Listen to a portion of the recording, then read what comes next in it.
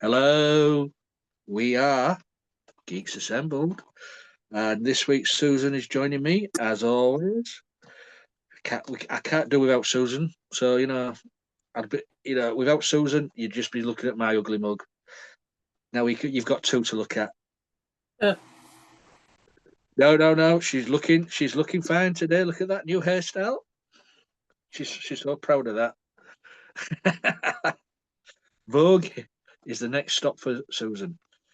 Right. Yeah, we'll be discussing a movie this week from 1984, Oh gosh. comedy horror, from the mind of a comedy legend in the UK. You may have heard of him over there in America, Susan. Kenny Everett.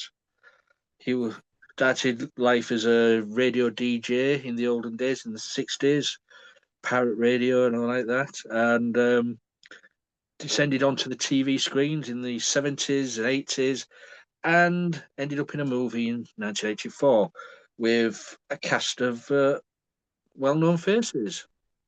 We are talking Bloodbath at the House of Death. What a title. Um, it's a story of a massacre 15 years or so before the movie starts, and then these scientists in present day 1984 return to the house to do some scientific research. And we'll go from there, shall we, Susan? Opening Yeah. thoughts. Opening thoughts. Bloodbath at the House of Death. All right. Well, yeah, it was pretty atmospheric. I was expecting something like The Shining.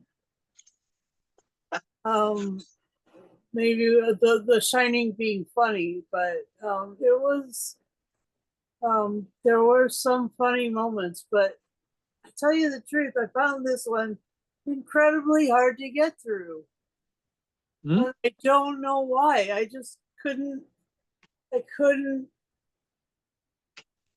watch it all the way through. It wasn't like I was grossed out or scared or nothing. I was just sort of ho hum, and I'd want to end up doing other things, so I'd walk away. And then I'd remember that I was watching a movie, and I'd go back and sit down, and then I fell asleep. It was so hard for me to get through this, Lee.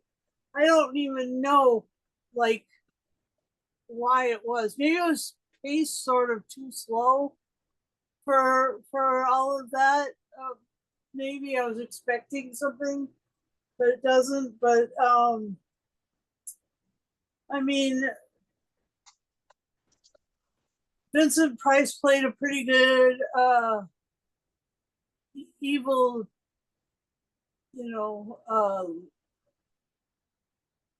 priest, ostensibly, yeah. But yeah, Kenny Everett was Lucas Mandeville. The character of Lucas Mandeville was pretty surprising and funny and stuff, but some of the other ones weren't so much. I mean, I did kind of recognize a few of the actors, like Gareth Hunt and John Warrington, definitely. Thought I recognized Pamela Stevenson. Well, yeah, you're Played Barbara Coyle. I think Pamela Stevenson came straight from the filming of Superman 3 to this one. Superman 3, that's Yeah. right. Yeah, so I was a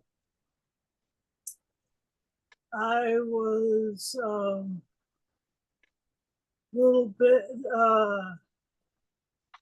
was just a little hard. I mean, I loved there were certain things that I loved. I love the way they make the house all glow red and then like sort of hum. But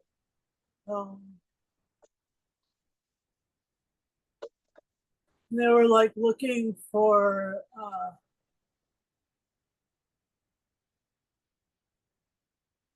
I mean, they did the sort of um, they had sort of the trope of the community uh, saying that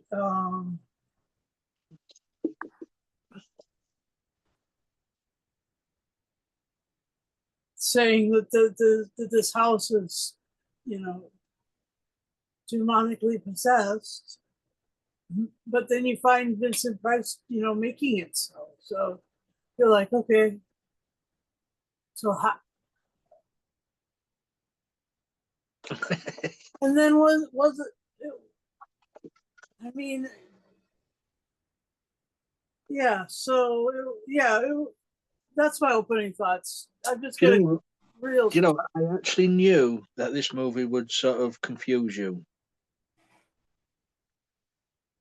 because not everybody can get Kenny Everett's type of humour, visually or his wacky zaniness, which came from his radio days. He created all these characters on radio. He brought them to the TV, and he brought these this to this movie. There was a lot of nods to other movies in this. Um, you had The Shining with the if with the where he smashes the door open with an axe and was sticking his head. Yeah, yeah. There was a nod to Carrie with the flashback with the mother beating the daughter. Um, Jaws with the music down the corridor behind the door, and it's him playing a cello while he's sat on the toilet. That's Kenny Everett's sort of humour. And I've got to say that when it was released, not many people got it then, and it did flop. But over the years, it's sort of gained cult following. Um, Okay. but a lot of people have said when it was first released in 1984, some people who viewed it thought that the reels was played in the wrong order. So who knows? Maybe the reels are in the wrong order now, and maybe this is why it's a bit hard to follow. But yeah, you get Vincent Price playing the sinister man, and No, he's just sort of hamming it up. guy. Yeah, hamming it up, playing it straight, and that's the best way to play comedy. Yeah. Um, he looked like he was having fun. He was only in it for a while. He was a sort of a cameo. They say, yeah, you've got Gareth Hunt from the New Avengers. You've got Don Warrington, we know from Rising Damp and some other things. If you're into audio dramas, but you say we've got Cleo Rockus, who was always appearing on the Kenny Everett TV show. She was in this, and Pamela Stevens, and stalwart of British comedy from Not the 9 O'Clock News. Oh yeah. It it just it was as it says on the back of here of the DVD.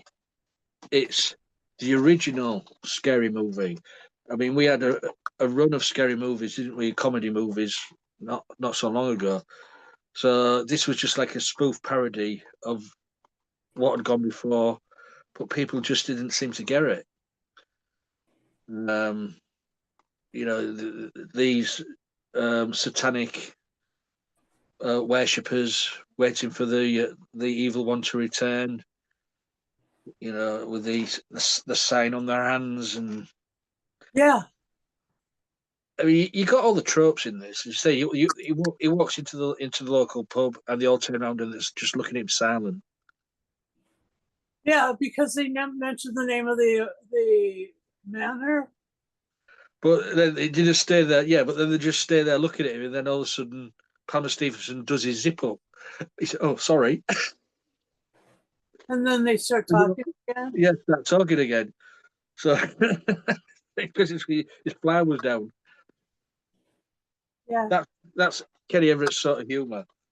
yeah, Um, it mostly didn't transfer well over to the Americans. I know it was a big success in Australia. It made a lot of money in Australia. They got the humour.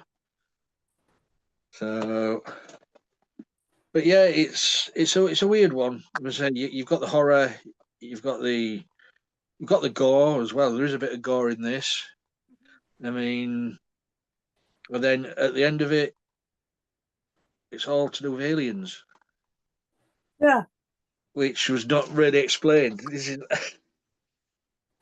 Right.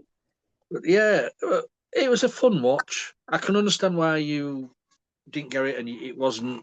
Well, it wasn't that I didn't get it. It's just that It didn't keep your attention. it didn't hold on to me. Yeah, right. And I was.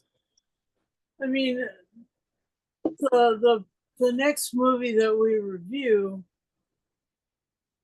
we we do a couple of these podcasts a week, and the next movie that we review, um, that one was incredibly fun, and I was Mhm.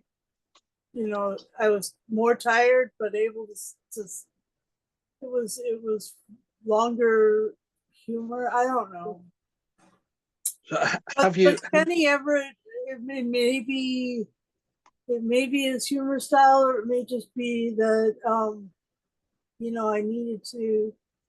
Well, I would. I mean, if have you ever seen Kenny Everett before? I don't know. Yeah, I was. Say, I would recommend watching a few of his clips on YouTube just to I get will. get the gist of what he was about. I mean, he's no longer with us now. He died 30 years ago, HIV. Um, Oh, yeah, he was one of the sort of first celebrity. Well, not the first, but he was in that crowd of people who were dying at that point of time. Um, was there any moments what stood out for you? well, yeah, the knocking on the door with an axe, and the the gathering of all the people in the middle, and then like uh, at the dinner table, and um, all of them going a bit bonkers, and then the other one was I enjoyed the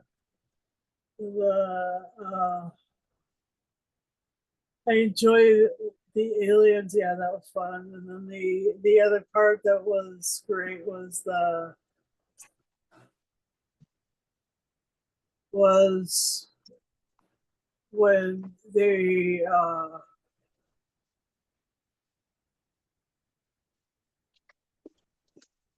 when Vincent was leading his troop, and then they start singing this other song, and he turns Daisy, Daisy, give me your answer, do. yeah, and then he turns around and he goes, Let's start chanting again.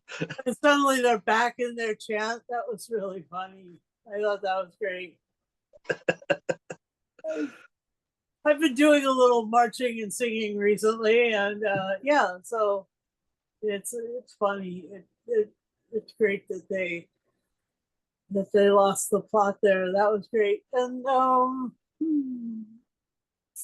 yeah, everybody had those symbols on their heads, and they created a symbol for this that was really really interesting. It was way different from the classic demonic symbolism, so that was fun.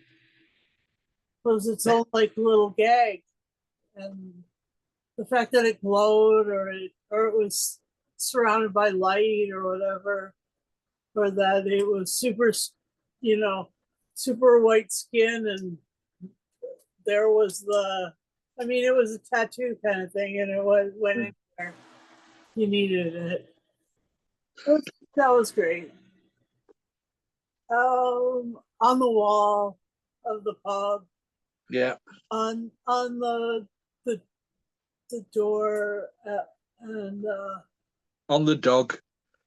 yeah, on the dog. Yeah, that was great. Yeah, Uh, so it was like those were very funny moments, and stuff. I mean, um, yeah, it was just wasn't it, it just wasn't all that captivating, and I'm gonna have to find out about this Kenneth Everett guy because I don't even know. I don't know what he did before, and I don't know quite what his. on his TV, he created characters. I don't know if you've heard of Sid Snut, and stuff like that, and Captain Kremen. Yeah, he created all these wacky characters, and he had guest stars on every week. Singers and people like that, and he did sketches. But yeah, I'd recommend just looking up for you on YouTube. It's easy to find Kenny Everett. Um, for me, so some of the ones what stood out for me in the movie are Mhm, not for films. Like when they were having the dinner, and then he goes on the table, and the stomach starts going. You think, oh, it's a nod to Alien here. So it's going mhm, to come out of his stomach, and it turns out it was gas. Um, and then you've got the bookshelf when Sheila Staples picking the book, and it's secret door, and a door opens behind her, and it puts it uh-huh. the sudden spear, and the spear comes out when she drops the book, and then it's the silent fart. Uh, And just stood there going, "Ooh, that's the sort of wacky humour." But, but I can understand. I can understand. It's not a lot of people got it when it was released. It was done on a shoestring budget uh-huh. to make this. Well, it So couldn't be done that cheap because Vincent Price wasn't an unknown mhm, figure at that point. yeah, but yeah, it was a fun watch, but it's not an Oscar winning performance by anybody. So shall we go final say and score? Sure. Over to you. All right. Well, due to the fact that I hadn't done any prior research into Mm. the creative mind in the at the head of this, I really don't know what to really compare it to, except for to say that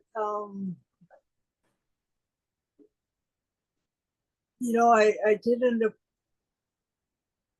walking back to it and trying to finish it all,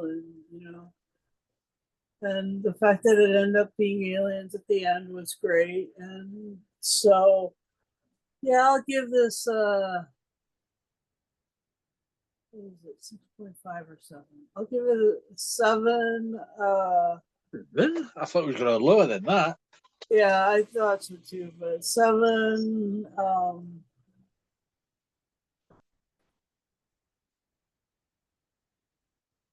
7 tattooed dogs out of,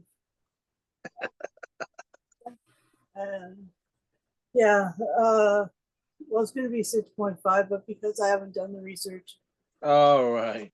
I'm Well, I'm not a real good scientist, and this was full of scientists. So there. Okay, over to you, Lee. I'm going to give this, so you give it 7. I'm going to give this 7.5 Randy Poltergeists out of 10. Because there's a Randy Poltergeist in this who makes out with Pamela Stevenson with no explanation. Um, you've got to watch it to believe it. Um, Yeah. yeah, it's not a good movie. It's not a bad movie. It's one of these middling movies. You know, you can turn it on and just leave your brain at the door. Um, so yeah, that's our review of Bloodbath at the House of Death. Which is a great. I love the title of it. Uh-huh. Um, especially I haven't mentioned one scene though with the death by tin opener. Uh-huh. Got to watch it to well, what I'm on about. Yeah. Yeah. So that's our review of that. You guys, have you seen this? If you have, do you think it's as bad as people make out, or do you think it's brilliant? Let us know. Leave a message on this video below this video. We're on social media. We're all over the place. Just leave us a message. Same as if you want to join our group, leave a message.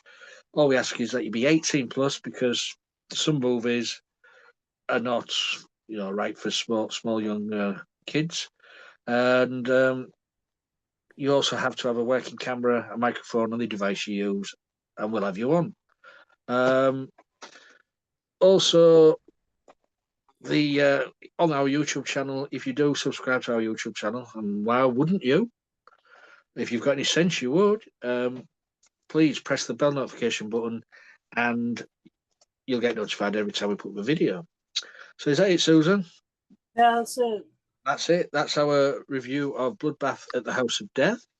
Until next time, guys. Stay on the path. Don't wander off onto the moors. Okay. Bye for now.